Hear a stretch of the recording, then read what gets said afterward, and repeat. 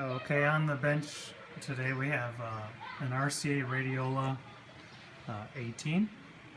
This is the one of the early generation AC radios. This is when radio just took off as a consumer product because you could plug it into the wall for the first time. Before that you needed huge batteries and you had to deal with charging and finding batteries for them all the time, constantly. So this is awesome because you could plug it into house current if your house had electricity. Appears to have all the globe tubes and it came with some spares. Not quite sure what those are, but this was given to me by a neighbor who's clearing some junk out. He got it from his uncle, who was a radio repairman in World War II and had this in the house or in the collection or something like that. So it's pretty sweet. These are called coffin radios for obvious reasons. It opens like a coffin. I think that is the old line, what's left of the line cord. This is the antenna connection. That's the speaker. It's weird, as I recall, there's no way to connect. I think the thing just came with like wire for the antenna or something. It's very odd. The design set up so it's full gain all the time, and I believe these are RF detector preamp, and this one is a audio output stage. That's the rectifier. As you can see, it's a very compact design for the time. I mean, this is, you know, that's the antenna input right there. This is really compact. Some of these patent numbers and things like that. You gotta be careful with these. There's a big asbestos pad underneath the power supply because there's some hot resistors down there. Don't mess with it. So we're gonna clean this, remove the electronics, and have a peek at what's going on in this thing. These are pretty, assuming the coupling coils which are underneath this panel are okay, these are pretty easy to make work again, if that stuff is okay. Okay, here we go after just a quick once over clean with isopropyl and rags. We have getting this thing down there. I'm going to remove the rear cover and take the back off now. It looks like the audio output tube is right there, which is a weird spot for it. And the first tube, which is the 226, is on the right. So it goes 226, 3 pairs of 226s, the 227, which appears to be a detector tube, another 226, audio gain, and the 171. So the lineup is in reverse. So it's like RF input all the way the other way. That's funny. Alright, let's keep on going here. I don't think I'm going to clean this too rigorously. I just want it functional. I don't want to go crazy here. And last time I made one of these things run again, it did not require much work at all. Assuming that there's no open windings in the audio output choke, which just uses a choke, and the RF transformers between each of these three resonance stages.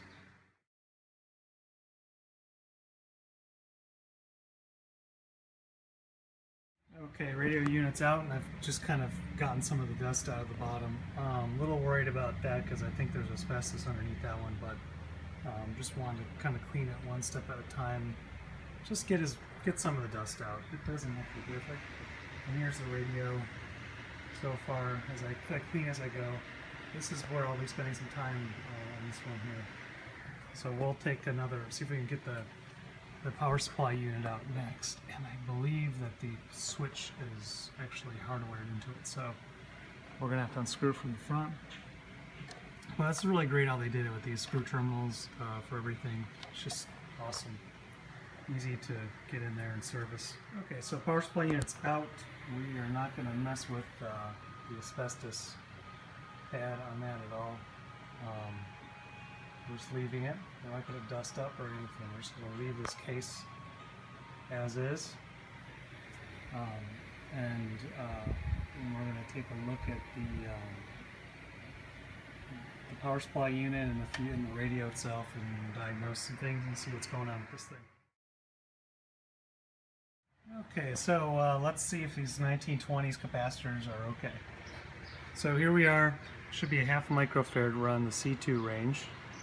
As you see, we've got a really nice eye deflection, just above half microfarad, and leakage. They run at 145 volts. No leakage. So I would say that cap's good. And the other one I checked was just the same. Now to check the last one, I'm going to have to check the last two and move the piping beams with it. Let's see what I can do. See if I can check the other two. Okay, so these things have a lot of these caps have some leakage. They test pretty good for value, but for leakage, and you can see the eye does not open up, and a normal good capacitor would open up. So we've got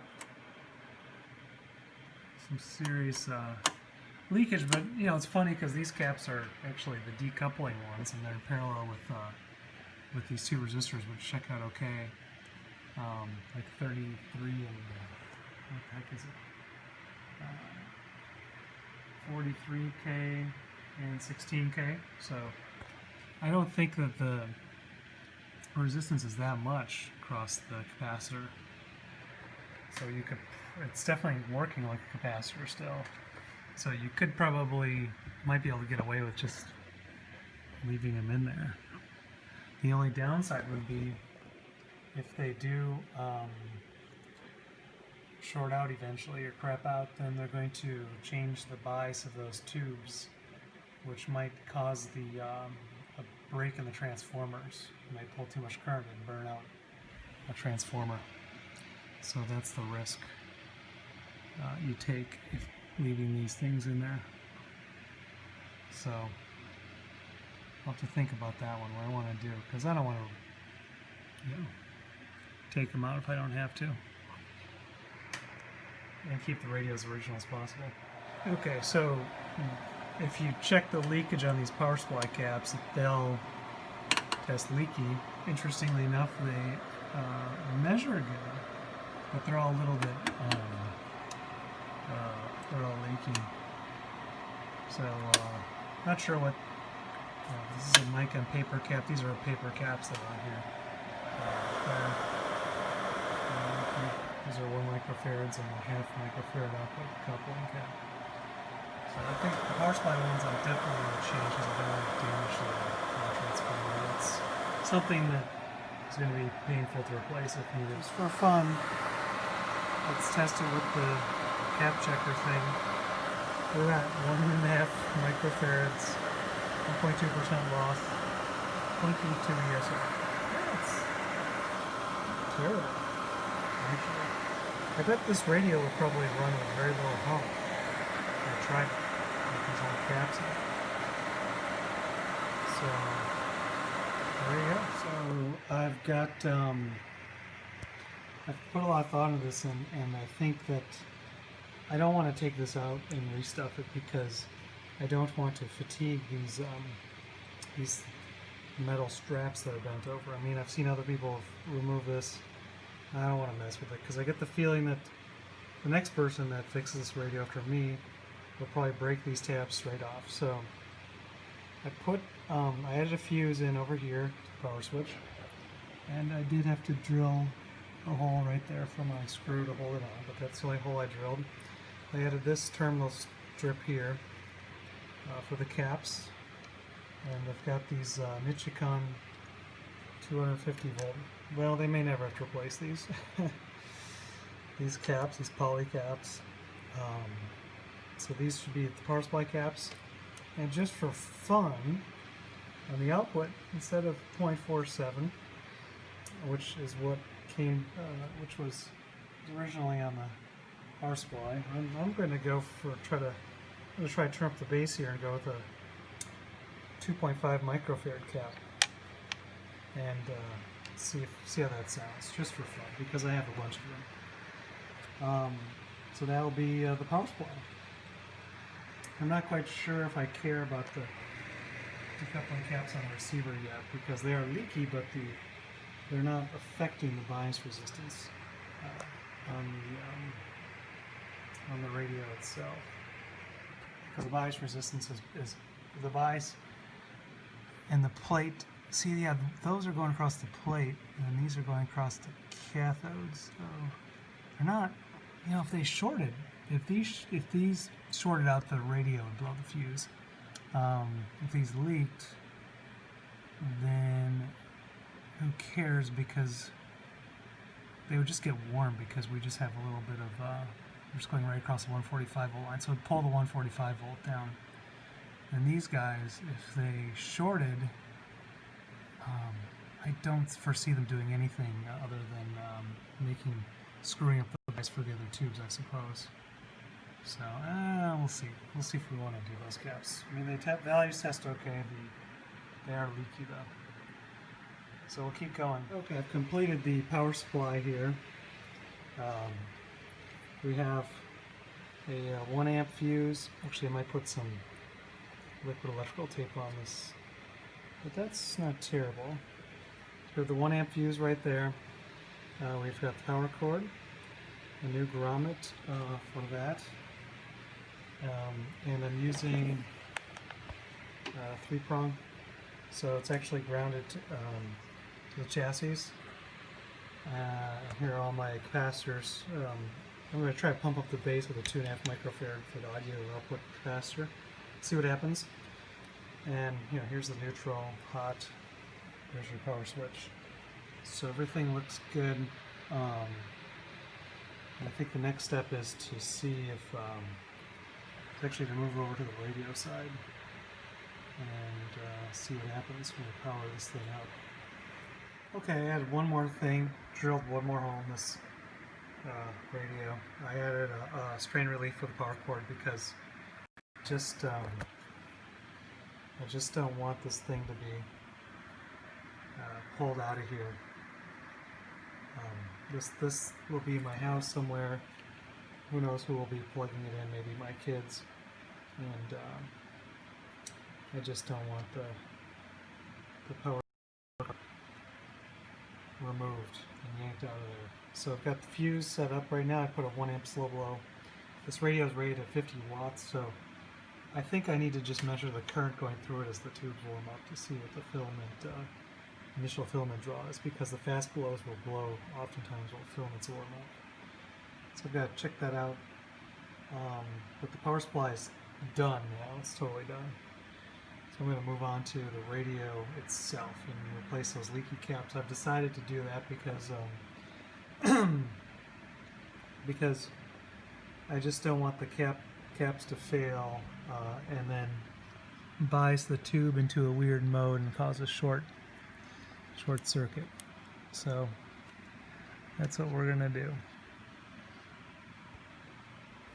Alright, okay, I just want to show how I remove this plate here. Some other people on YouTube, like Bob Anderson, he's awesome, he's hardcore. He removed the entire capacitor assembly, but I looked at that and I don't want to deal with that, because it looks like there's pine tar pitch something or other, insulators there, and all kinds of stuff that'll probably fall apart. So I decided to just take this apart in situ, and this is how I did my other radial 18. So basically you start over here, bend the tabs back with this flathead screwdriver, a small one, then you bend the tabs back up top, and then you pry this top piece back and it just comes right on like that. Nice and easy. And now the whole capacitor assembly pops out, so I can repopulate the caps from here. I'll use the hot melt glue gun with the yellow stick to put this back in place with the new caps, and that'll look really nice actually. But that's how I deal with these things, because I just don't want to I don't want to take this off. I don't want to bend the tabs here, you know. If I'm going to fatigue a metal tab, I'd rather do it on the back side, where I could fix it with something like JB Weld or whatever, than on this side, because the tuning cap is snug up against these, and that might be, you know, all cattywampus and off axis and everything if I don't. Those tabs aren't existing after I bend them back again for a second time. So that's the way I chose to do it and why. Okay, so I'll do these caps and then that'll be it. Check the resistors. The dog bones are fine. They hit spec according to the only schematic I could find. These are, I believe, some kind of mica cap. I will not touch those unless there's some other problem with the radio when I try it out. But so far, so good. There's the audio coupling transformer. I had some black goo on here. Not sure if that's something to worry about or not. So we'll give this a shot.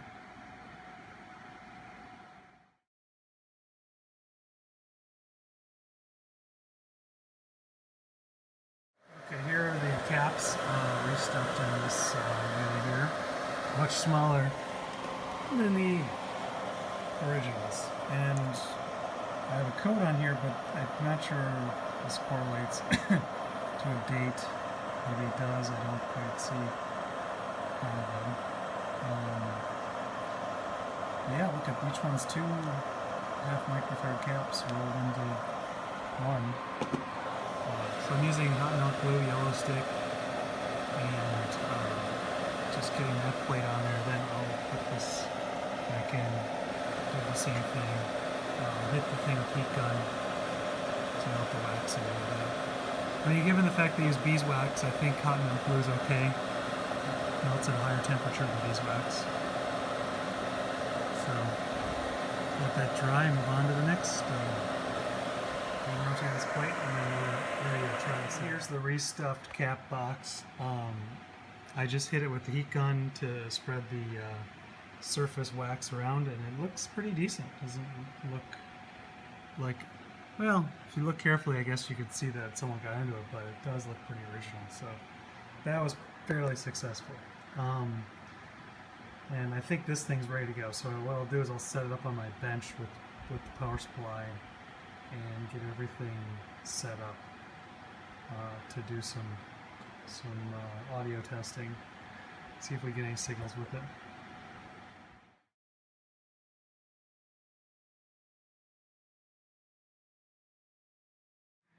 Okay, so I've got a problem here.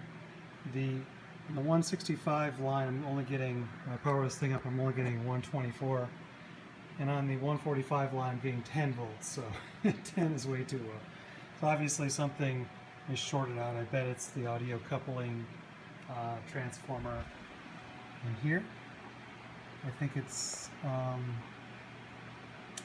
this guy or this one. These are both in that audio coupling transformer box, so I'm going to have to spend a little time on that and figure out what's going on there. So I started troubleshooting power supply problems, and I did find one problem. The replacement resistor from back in the day was a 5K, and this should be 1.8. So I've got 2 watts of 1.8K Allen Bradley new old stock mil spec resistors in there, and that should fix that problem. I checked the wiring, it's okay, aligns with the schematic. Now, and all of a sudden I had trouble getting the power supply on and off, and I checked everything and I couldn't, measure the power transformer across these terminals. I thought the transformer, somehow primary, was open. I mean, it seemed like it was open, but then I checked it right here and it's closed. So then I looked at this plug, and it's the plug. It's a shitty, low quality IEC cables that are proliferating everywhere. So I'm going to replace this plug, and at least we'll have a good plug on it. Anyway, so old American Engineering It continues to win on this stuff versus the new shitty plug. So we'll fix that and move on. Okay, so I replaced it with a really good cord. I hate shitty power cords and crappy electronics, so I went ahead and I found a mil-spec power cord that has this thing where you can remove the ground if you want, which is really cool. And wired in, these are number 14 flexible wires, I believe.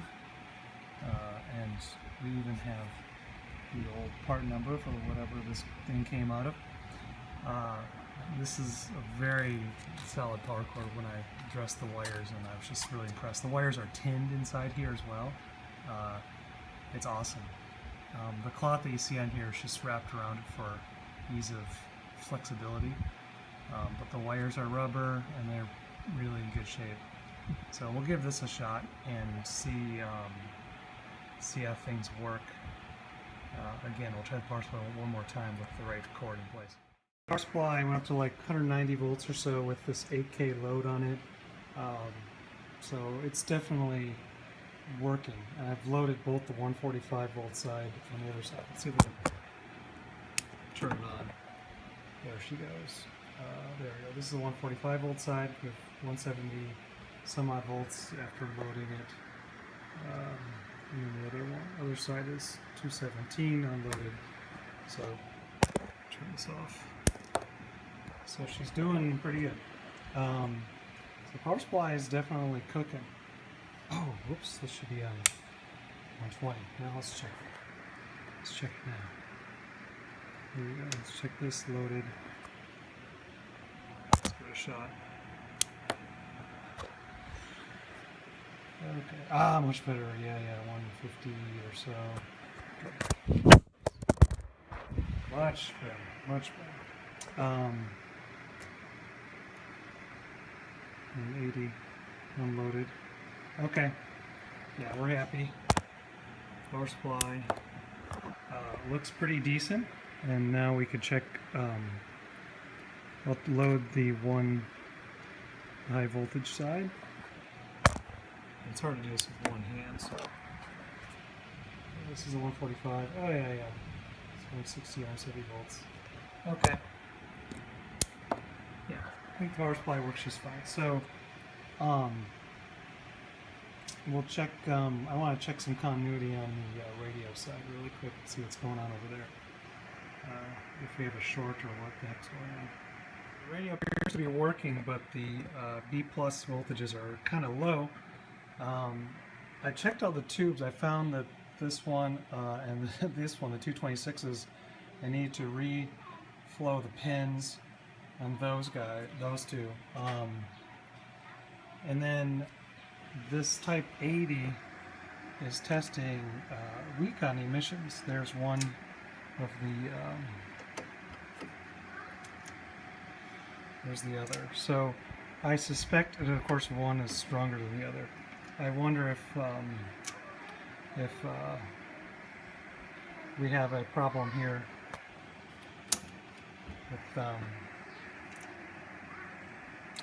with just a weak rectifier tube. So I've ordered 2 more. Unfortunately, this is a globe type, so those are antiques, but I'll save it, of course. I've ordered more of those and a couple more. It's a non-globe type, but I don't care. Let's just get this thing running. It's okay. We can invest in a globe type tube later if we're happy with the performance.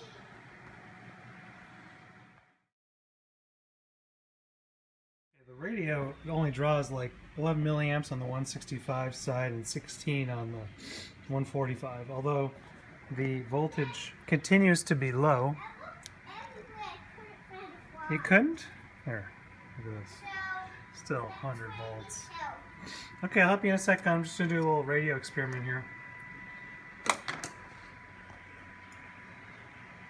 And the input is pretty low. It's only like 30 microvolts, which is just too low.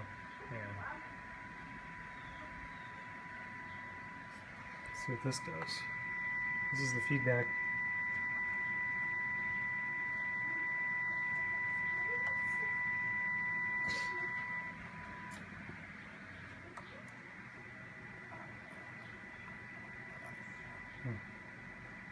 Play with this some more. This is that little feedback compression trimmer that adjusts the gain. So I'm going to play with that a little bit. It actually never was touched since the radio was built. There's still a little sticker on it covering that. So I'll play with that, see if I can tune it up a little bit, see if I can get a little more sensitivity out of this radio. That's pretty deaf, although that could have to do with my lower plate voltages too.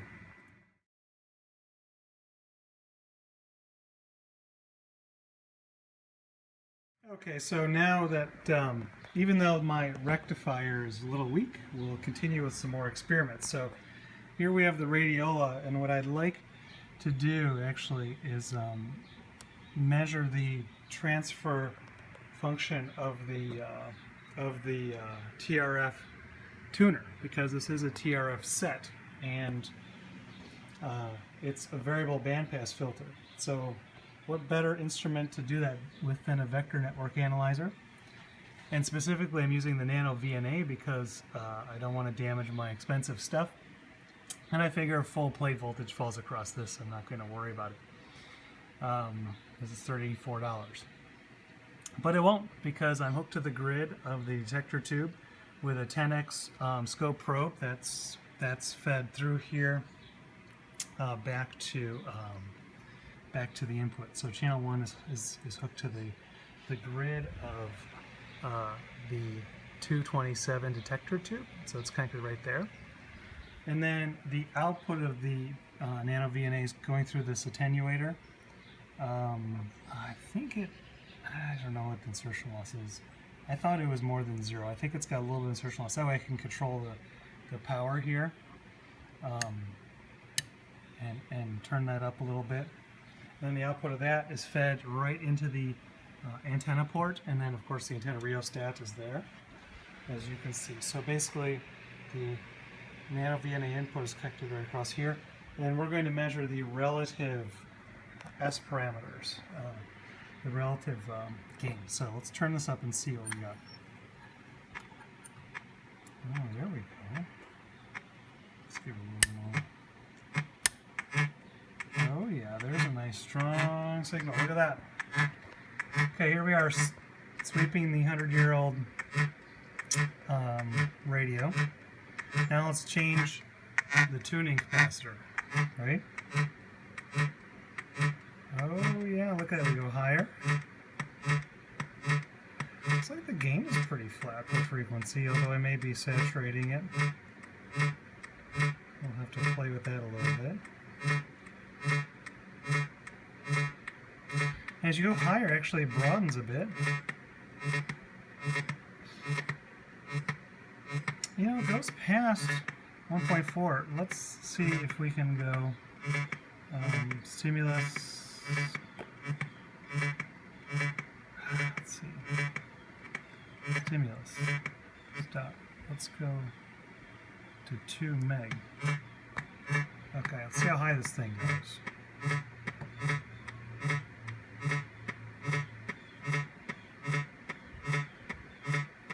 Alright, let's put a marker on that. Look, apparently Nano VNA stops sweeping when you input commands. So 1.43. Well, that is right at the high end of the frequency that specified. Well, let's see. Let's go back. And it's interesting because 0 on here is the highest frequency of the radio. So let's tune backwards. And it looks like we lose, the bandwidth widens out a bit. There we go. The bandwidth gets more narrow down low. Let's see how low it goes.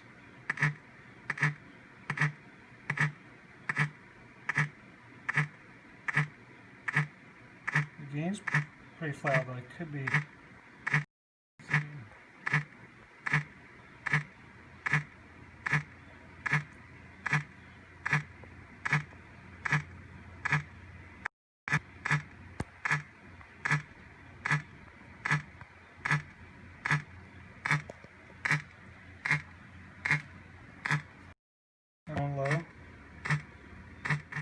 continue to go lower.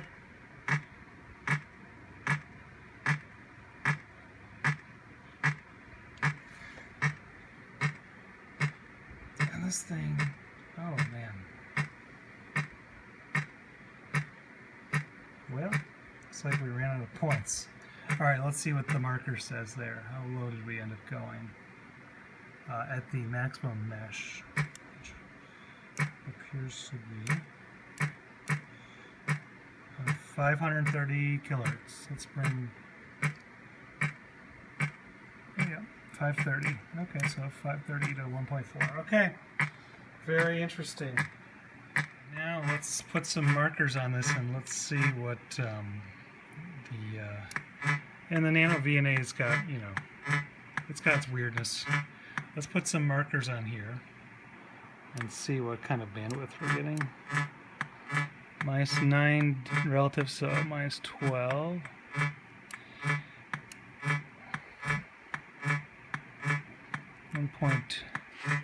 .220. I may need a few more data points on this. I'm going to try to do that. Okay, so the question is, how much bandwidth does this receiver provide at midband? So I placed it on 880 kilohertz because maybe I can listen to some baseball at that frequency. And it turns out I'm getting 13 kilohertz of 3 dB bandwidth from 880. Although the, you know, -29 -49 -49. The 20 dB down is pretty far out there, you know. 854 to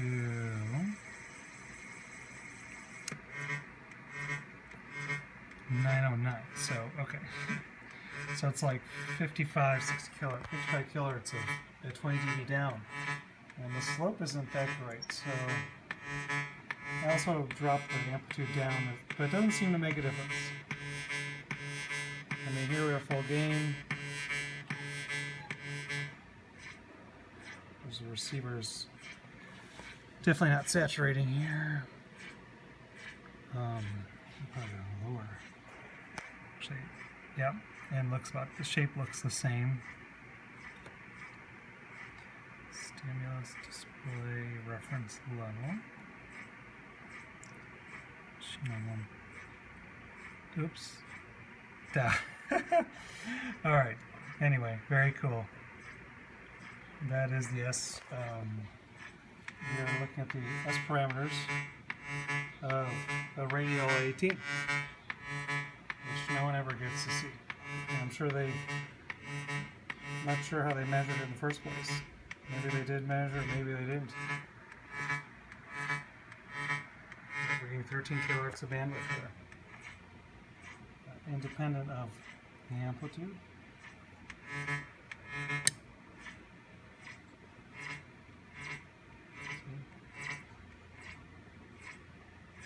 Pretty cool.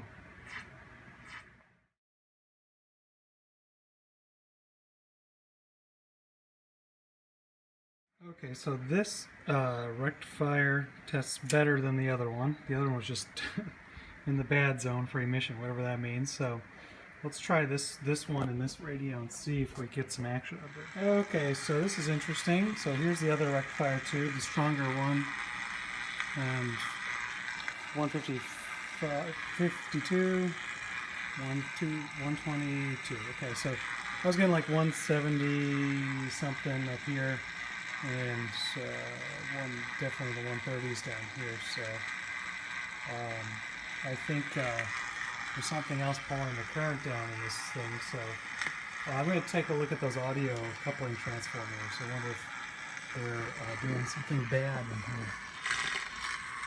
It's just, the radio just seems so anemic right now as well.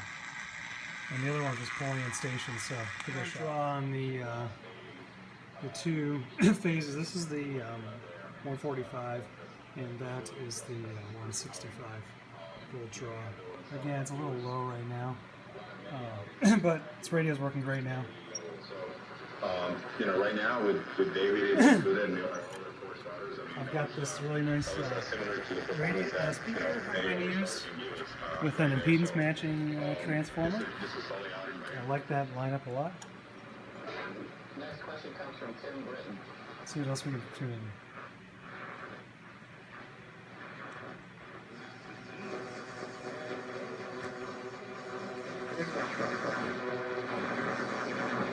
Just a ton of noise on the A band. Even my big radio. Oh, it's a lot of hum today.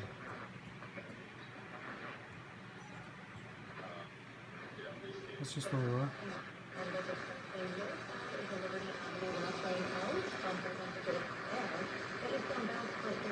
New York City. The Nano Tiara. Upgrade your brain. Ultimately, management tool. Simply deleting less critical information. Childhood erased. At CDW, Nano Tiara won't modernize your data. You need hybrid cloud data services from NetApp that simplify management and accelerate digital transformation. I have to say, it's not terrible. IT orchestration by CDW. But I think this radio is now working. We'll have to give it a shot during the day and see how it plays. I do think the plate voltage is still a little low. I mean, it's coming in at,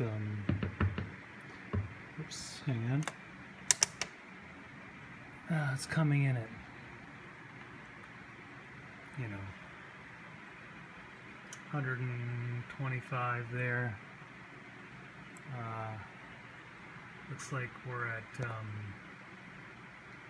155. So still a little lower than spec. But the radio's starting to wake up. Encourage you to have an emergency radio. You get a free Dynamo World-Back emergency radio. And this front end is just wide open, so that's always fun. Doesn't seem as sensitive as the one upstairs, but I wonder if it's just placement, radio placement, or rather than sensitivity. I was able to get 10 microvolts of sensitivity out of it with the higher plate voltage, with the stronger rectifier too. Which was better than the 30 I was getting the night before with a lower plate voltage. So we'll just keep going. We'll see how far we get.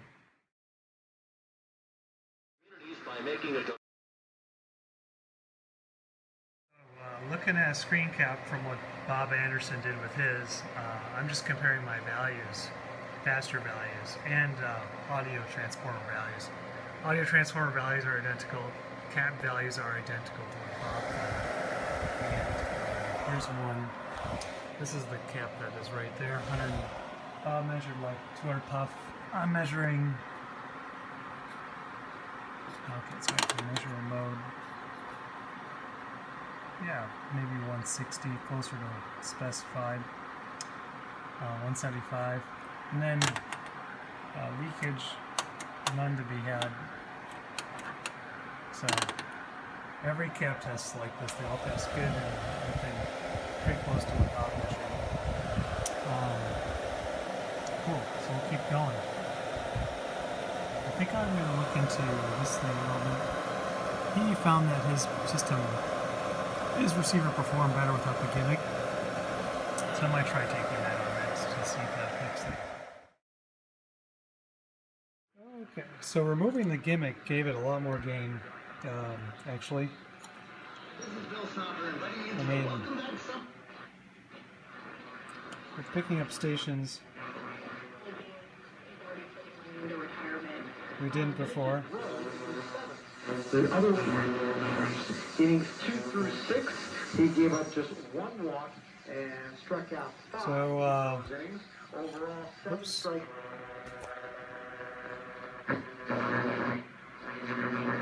This is all noise at the bottom of the eye. So yeah, it's a lot more sensitive without the gimmick. Man, that was really limiting the performance. It's very interesting. Yeah, I had the same problem Bob had with this one. The gimmick was causing a problem. All right, let's measure its sensitivity with the SIGGEN. Okay, let's see. Let's see.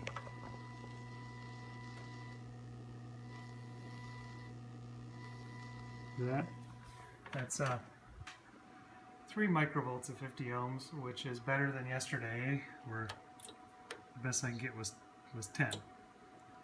So I think we've improved things by removing the gimmick by 10 dB, or approximately thereabouts.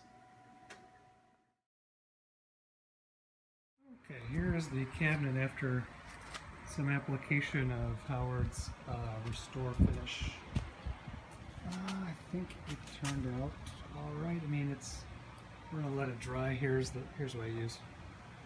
I'm not into restoring cabinets from scratch, but this stuff works pretty good. So I use Murphy's oil soap to clean it, let it dry all day, and then applied and wiped off nice thick coat of Howard's. I mean, there's some spots here that'll never be right until someone refinishes this cabinet someday. But you know, this will clean it up for now and have it looking nice for later. So that's pretty cool. And on the back, something. We've completed the feed and wax and the restore finish, and everything's looking real good. I mean, it's not, you know, it's never perfect, but it's definitely a lot nicer than it was before, because I'm not going to refinish it, but I think this is pretty good. You know, I think it's presentable. Everyone knows it's old, and we just want to clean it up a little bit. Okay, here we go. Just finished putting the back cover on and installing the radio. Looks really quite nice. I'm going to put the tubes in and wire the insides next. But so far so good. It's all going together nicely. Very happy with the back cover. Looks amazing. Finish obviously is rough. We just did some restore finish to clean up as best we can. I think it looks pretty decent for how old it is.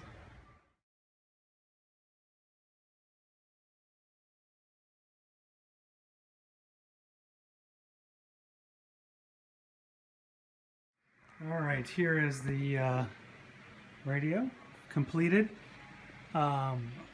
I'll walk everyone through it in a minute here. This microscope out of the way. Boy, these things are heavy, aren't they? Here we go. And beautiful, all globe tubes. Clean, running smoothly. And there is the front dial.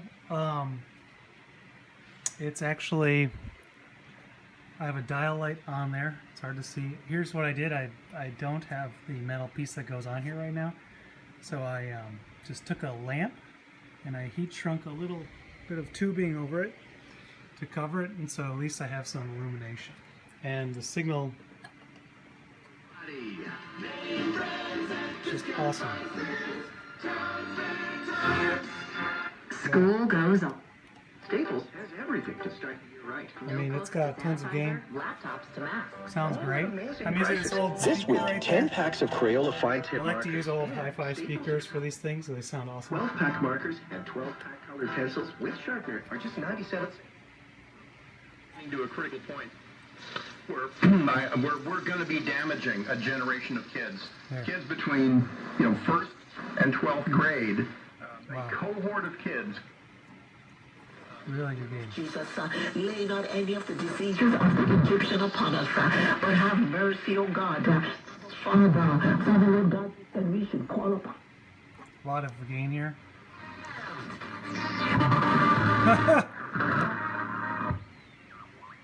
Oh, looks like I fell into oscillation.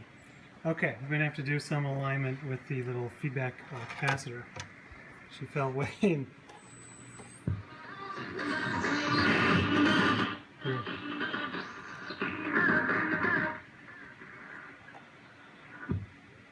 Fell into oscillation. Now we have a BFO. Jesus. Oh, Father, Let's Lord. go down to the low band, see what we got there. That has been read and heard and seen Oh man, across the this thing's nice and quiet.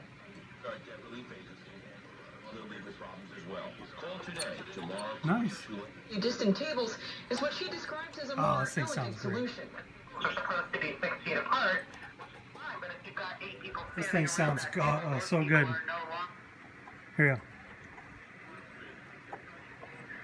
Life before radiosurgery. That's why Dr. Lederman is first with invisible beams of radiosurgery, making life better. Game will not be in doubt. Who's not? That's for sure. Let's get to some of your phone calls. JR coming up at 2 o'clock, 87337-6666. Pete's in Pennsylvania. Good Yeah, afternoon. these things, man. These radios sound good. We've swept the bandwidth, and you can see how wide it is and what it does with what frequency. So this thing is working really well right now. So couldn't be happier with it. And it looks the part in here. It really does.